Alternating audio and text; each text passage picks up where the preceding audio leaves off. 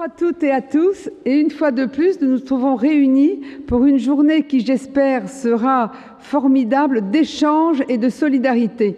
Parce que le grand esprit de l'association Femmes pour le dire, Femmes pour agir, c'est que nous échangeons ensemble au-delà de nos différences. L'association, effectivement, a été créée en 2003. Nous allons fêter nos 10 ans l'année prochaine à l'Hôtel de Ville de Paris, là où a été créée l'association. Et nos objectifs sont toujours les mêmes et avec encore plus de force et encore plus de ténacité, c'est-à-dire que nos différences sont une richesse pour chacune et chacun, et c'est avec notre différence que nous allons créer une société solidaire, amicale et, j'allais dire, de soutien les uns par rapport aux autres. Aujourd'hui, c'est les feuilles d'automne 2012, c'est notre 3e édition. La première édition avait eu lieu en 2007, je crois, et ça s'appelait le premier printemps du livre des écrivains handicapés et des autres. Pourquoi cette manifestation? Eh bien, toujours pour la même raison. Parce que je m'apercevais que les femmes en situation de handicap, et les hommes également, lorsqu'ils écrivaient des livres, eh bien, personne n'avait envie de les acheter. Les éditeurs n'acceptaient pas nos ouvrages parce que le handicap est quelque chose qui dérange, et quelque chose qui va vers la monstruosité, l'angoisse, le manque, la frustration. Et je me suis aperçue que des écrivaines et des écrivains en situation de handicap faisaient des livres merveilleux. Et je me suis dit, avec notre association, nous allons faire connaître ces livres. Donc la première rencontre, il y avait Tar Benjaloun, il y avait Elisabeth Zugman, d'ailleurs, qui est là aujourd'hui, qui était présente aussi, je crois, Charles Gardou, enfin des gens que j'adore, parce qu'en fin de compte, ces rencontres font qu'on se crée une amitié qui va au-delà des mots.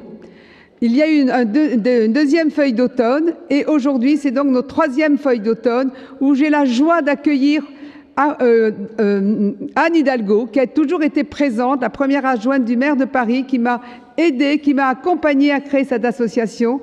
Najat Vallaud-Belkacem, que je suis tellement heureuse qu'elle soit ministre aux droits des femmes, parce qu'enfin notre voix va être entendue.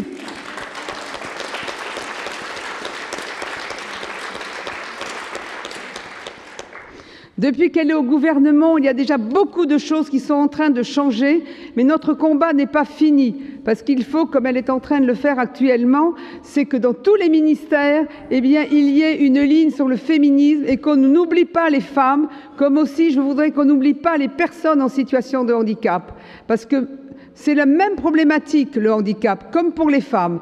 Tant qu'on ne parlait pas des femmes, les femmes étaient toujours exclues, elles étaient toujours oubliées. Eh bien, à l'heure d'aujourd'hui encore, ce sont les personnes en situation de handicap qui sont exclues, qui sont oubliées et pour qui l'accessibilité est encore extrêmement difficile.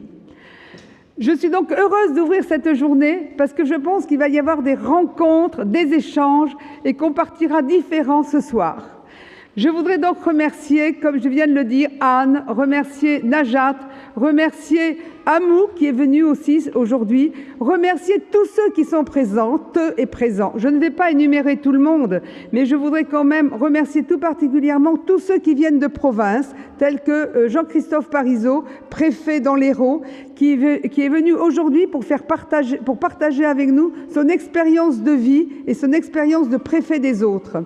Je voudrais remercier ceux qui sont venus du sud de la France, ceux qui sont venus de la Bretagne, ceux qui sont venus de Normandie, enfin tous ceux qui sont là aujourd'hui pour apporter leur pierre à cet édifice de solidarité.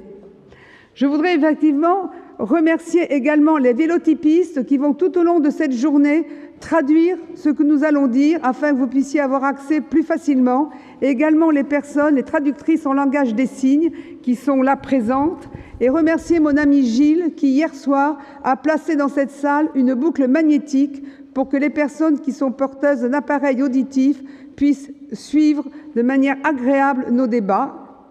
Je voudrais également remercier la Cité universitaire qui nous accueille, c'est une très belle salle, toutes les bénévoles ici présentes, tous ceux qui sont là.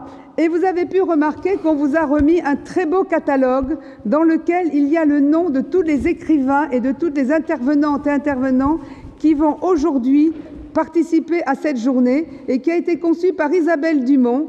Isabelle Dumont, que je voudrais vraiment remercier parce que c'est mon assistante et elle s'est donné énormément de mal pour que cette journée soit belle et soit surtout agréable pour vous. Donc merci Isabelle de tout le travail que tu as fait pour cette journée aujourd'hui. Vous pouvez l'applaudir.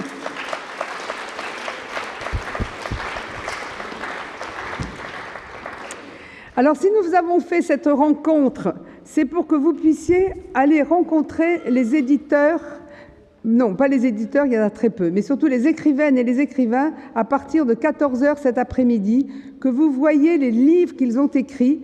Et cette année, nous avons fait un focus sur littérature, jeunesse et handicap.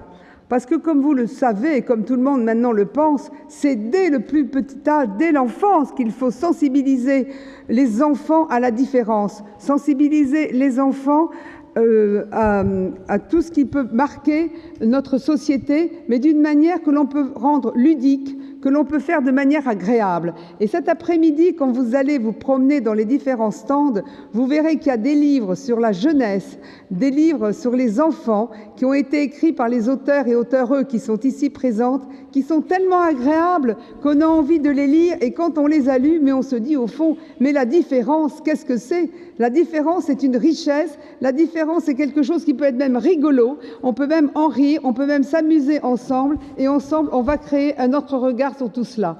Alors surtout, n'hésitez pas à vous promener dans les différents stands, à regarder tous ces livres merveilleux.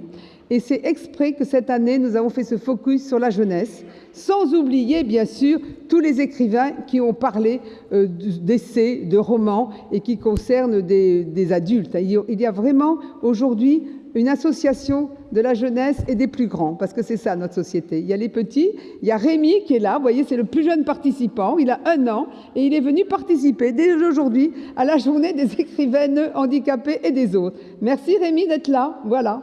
C'est le fils de Caroline qui travaille avec Najat, voilà.